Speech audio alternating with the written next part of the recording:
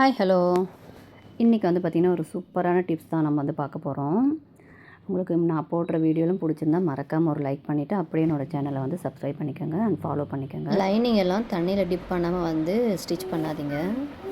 டைரெக்டாக அப்படியே ஸ்டிச் பண்ணாமல் நான் சொல்கிற மெத்தடில் வந்து ஸ்டிச் பண்ணி பாருங்கள், ரொம்ப நல்லா வரும். ஆக்சுவலி லைனிங்கும் அண்ட் ஃபால்ஸுமே ரெண்டுமே வந்து நீங்கள் அப்படியே வந்து டைரெக்டாக வந்து ப்ளவுஸோ அண்ட் சாரீலையோ வந்து ஸ்டிச் பண்ணாமல் கொஞ்சம் வாட்டரில் வந்து டிப் பண்ணி ஒரு 5 மினிட்ஸ் வந்து டிப் பண்ணி வச்சுருங்க. அதுக்கப்புறம் வந்து எடுத்து நம்ம துணி பிழிகிற மாதிரிலாம் லைனிங்கும் இதையும் பிழியக்கூடாது, ஓகேங்களா? சும்மா அப்படியே வந்து வாட்டரோடு எடுத்து கொஞ்சம் நேரம் வந்து அந்த தண்ணியெலாம் வடிகிற வரைக்கும் வெயிட் பண்ணிவிட்டு அப்படியே எடுத்துகிட்டு போய் நீங்கள் காய வைக்கணும். லைனிங் எப்போவுமே நீங்கள் அப்படி தான் காய வைக்கணும். காய வைக்கும் போது இன்னொரு விஷயம் என்ன, முக்கியமான விஷயம் என்னென்னா, நீங்கள் வந்து வெயிலில் வந்து துணி லைனிங்கோ அண்ட் ஃபால்ஸோ வந்து காய வைக்கக்கூடாது. நிழலில் காய வைங்க. மோஸ்ட்லி வந்து நைட் டைமில் வந்து நீங்கள் அது காய வச்சுருங்க. மார்னிங் எழுந்திரிச்சாலே உங்களுக்கு நல்லா வந்து காஞ்சிரும். அதுக்கப்புறமா நீங்கள் எடுத்து நெக்ஸ்ட் வீடியோவில் இன்னொரு டிப்ஸ் வந்து கண்டிப்பாக நான் சொல்கிறேன்.